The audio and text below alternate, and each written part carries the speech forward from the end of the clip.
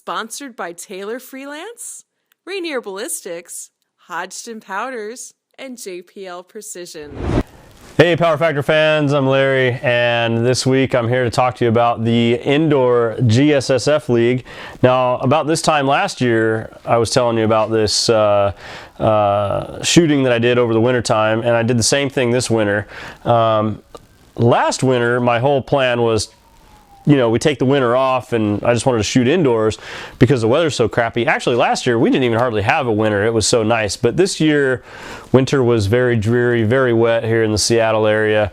And I went back to the Skagit shooting range up in Burlington, Washington, very close to the same town where USPSA headquarters is at, to shoot this GSSF Indoor League. Again, just like last time, they had one match in January, one match in February, one match in March.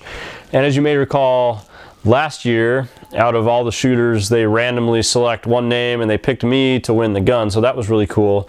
And it got also lots of other nice swag last year too, with the Glock knife, and my favorite thing, this Glock water bottle is my favorite thing in the world. It's a thermally insulated bottle. 6 a.m. I put 8 ice cubes in it, filled up with water. When I get home at 6 p.m. I've refilled it once or twice, and there's still ice cubes in it. I love this thing. If you carry a water bottle around with you, I highly recommend to get one of these double wall, vacuum insulated bottles. It is just great. Go to your local whatever, Target, sporting goods store, REI, whatever you got, and get yourself one of those. Do yourself a favor. Those things are great. I've been using that for a year. It's getting a little bit beat up, as you can see, but that's some of the swag I picked up last year. So this year, I shot both the stock division with my Glock 19 and the unlimited division with my carry optics gun from USPSA, yep, Glock 23, of course, and with the optic, and which helps out quite a lot, and because this is an accuracy game. And as you recall from last time, so the course of fire is set. They pick it out of a book, and then they run the same one each time. So you get kind of 3 chances at it, but they're a month apart. This time, there's 5 strings. Each one is 15 seconds, each one was 10 shots, and each one was freestyle. So the only thing that changed from string to string was the distance. We had, we started at 10 yards and then pushed the targets back to 25 yards.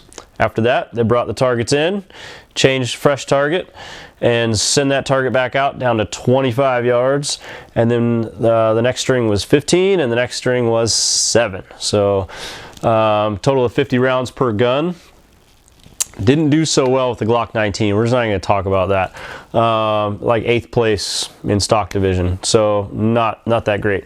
Again, the way they score, as I don't know if you saw last year's episode or whatever, but the way they score these is they take the entire field of competitors within that stock division or that unlimited division, and they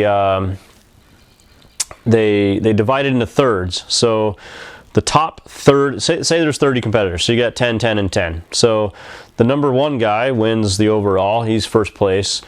The number 11 guy is the first place of the middle section, which is the B class. You got the A class, and you got the B class, and you got the C class, which would be the 21st shooter wins a plaque for C class, top C class. I was like second B class, so I was just one off of being on top of the middle third of the field there with my Glock 19.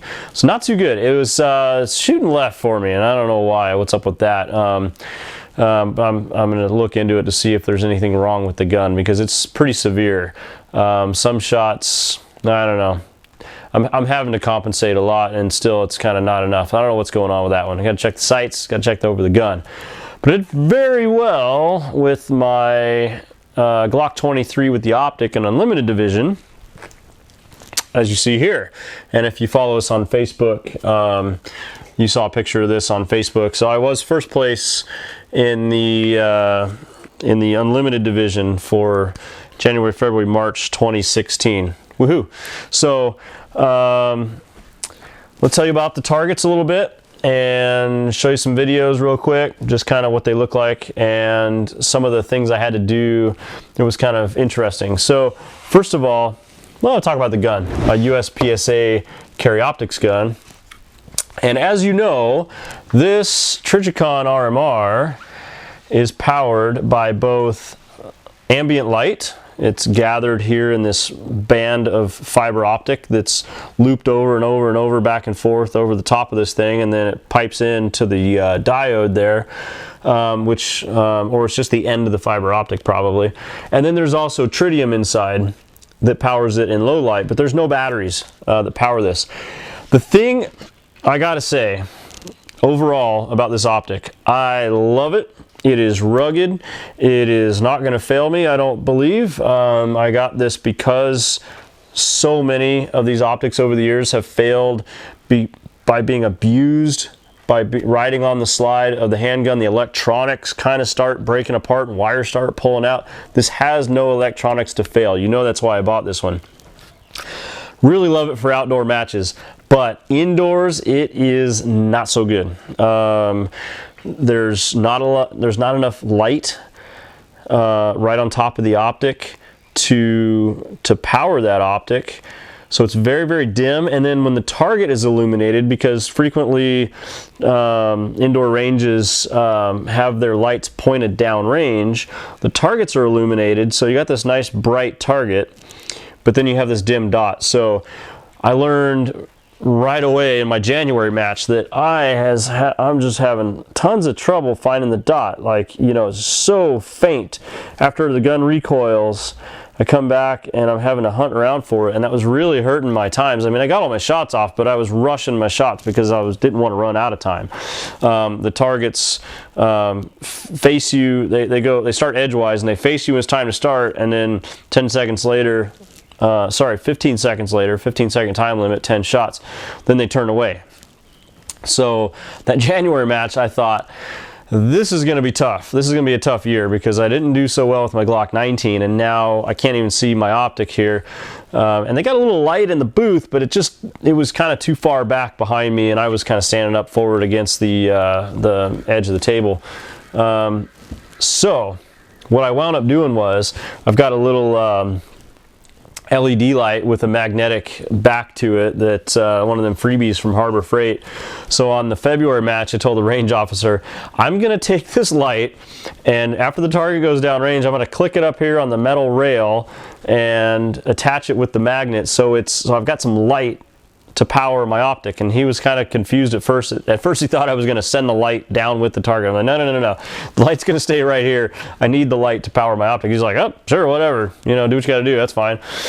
And that helped immensely. That's just great. I mean, it's too bad that if I go shoot an action shooting match indoors, I couldn't have somebody follow me around with a flashlight to power my optic. So otherwise, but the optic outdoors, on a sunny day, on an overcast day, it doesn't matter. It's really wonderful. So I'm still really happy with the optic at the price point that I paid. It's, you know, cheaper than the battery operated models, and it's got that green dot, which I so love. Truth be told, I still love the optic. It's just, I got to tell you, it's not that great for an indoor match. So anyway, that's how I overcame that, by bringing my own light source to shine down on the gun and power the optic. The targets, if you're not familiar, GSSF uses the NRA D1 target, which is also known as the tombstone target. Let me take a big step back here. That's what that looks like. And the bullseye is basically right about in the middle in terms of the overall height of that thing. And you've got your scoring zones here. You've got the very center is your X count, which is 10 points, and that's a 4-inch circle. Then you've got the 8-inch circle, which is also 10 points. That's right here, 10 points. If you're out here in this zone, this is 8 points, which is a 12-inch circle. And then if you're out here, you're 5 points. And if you're out here, this is a miss. So if this was a cardboard target, it would just end right here. But since it's on a piece of paper, you've got this non-scoring, this very wide non-scoring border, just as a way to clip the target and staple the target to different things.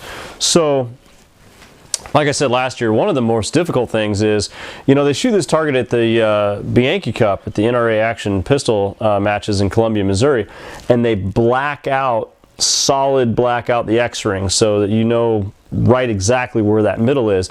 But these lines are so faint, it's kind of hard to see in dimly lit indoor ranges and at very long distances. So this is the first target you're looking at from this match, which was a 10-yard target, and then they push it back to 25.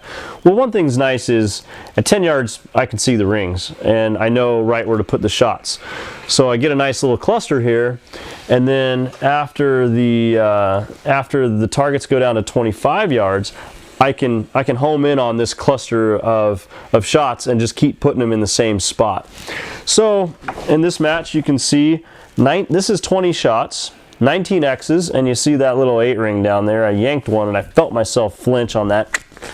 But otherwise, 19 X's out of 20. Very happy with that.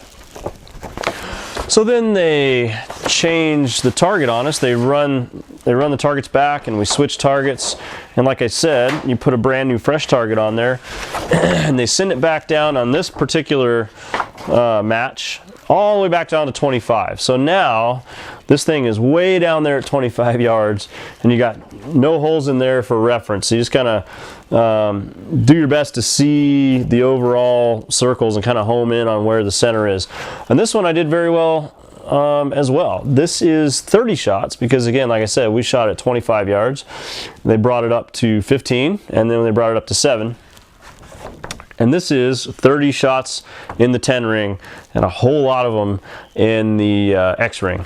So the match went very well for me. This was the third of 3 matches that I'm showing you. And just to give you an idea, I kind of wrote down the standings as we went along. I was 8th place the entire time with my Glock 19 in the stock division. I was 8th place with now a perfect score is 500, and then you get your X count, which is used for tiebreakers in case there's a tie. So out of the first match, 425 points, I was 8th place with 16 X's, and then the second match I racked up only 413 points with 11 X's, so I did even worse the second time, and then still 8th place. And then once you've got 2, I think they average, well, at the very end, they average your best 2 matches. They throw out the worst, they average the best 2, but they add your entire X count for tiebreak purposes. So after the third match, I was still 8th place with 427. So that means I shot a 429. To 429 plus 425, my average is 427 with a total X count of 36, and that was good enough for 8th place in stock division. But with the unlimited, so the first match, when the first match was all said and done, I was 2nd place with 488 points and 32 X count, double my stock gun on the X count. After the second match, I was still 2nd place with my score on that one was a 486, just 2 points down from the previous match, with a 30 X count, 2 X's down from my first match. And then coming into the third match, I was on fire. I mean, it was wonderful. I could see, I mean, my eyes were working great. I could see every shot. I was placing that dot. It was not moving. I was pressing that trigger and watching the holes appear in the target. It was so clear. It was perfect. It's exactly what you want to happen. On that very last match, just the raw score from that last match, my score was 498. I just showed you the targets. Everything was in the 10 ring except for that one down at 6 o'clock. I yanked into the 8 ring. So yeah, perfect score, 500, but I was down 1 shot in the 8 ring, so that means -2. So my score was 498, and I had a 41 X count. So what I just showed you there was 41 X's out of 50 shots, making my the average of my best 2 a 493, and my X count 73 X's. So very happy with that. GSSF in general, you know, is good for beginner shooters, beginning competitors. It's a good place to compete. There's a lot of interesting prizes that you can win. They give guns away. It's a good place to get your feet wet in competition. There's no movement. There's no reloading on the clock. Things like that. The outdoor matches, we showed you one last year, and I'm going to do another one late this summer.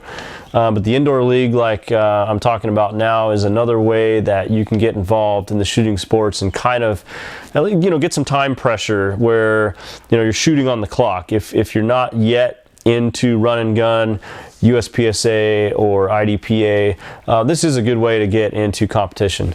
So now I want to show you just some videos. We're going to finish out this episode with some videos of what the shooting looked like. You'll see the light I have above me shining down on the gun to illuminate that optic, and we'll give you a taste of what that looks like now. Are you ready? Stand by.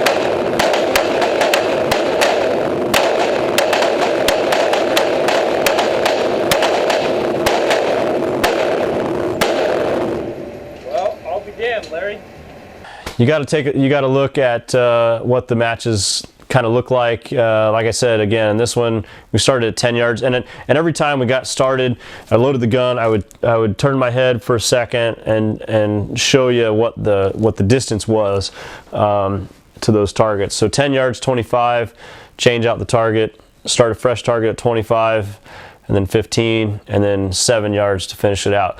So hope you enjoyed that.